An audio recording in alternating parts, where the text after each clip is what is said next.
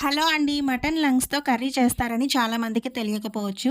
మన పెద్దవాళ్ళు lung infections, lung problems ఉన్న వాళ్ళకి ఈ మటన్ కర్రీని చేసి పెట్టేవారు. ముందుగా మనం మటన్ లంగ్స్‌ని శుభ్రంగా 2 సార్లు క్లీన్ చేసుకున్నాక పసుపు, సాల్ట్ వేసి మళ్ళీ క్లీన్ చేసి పక్కన పెట్టుకోవాలి.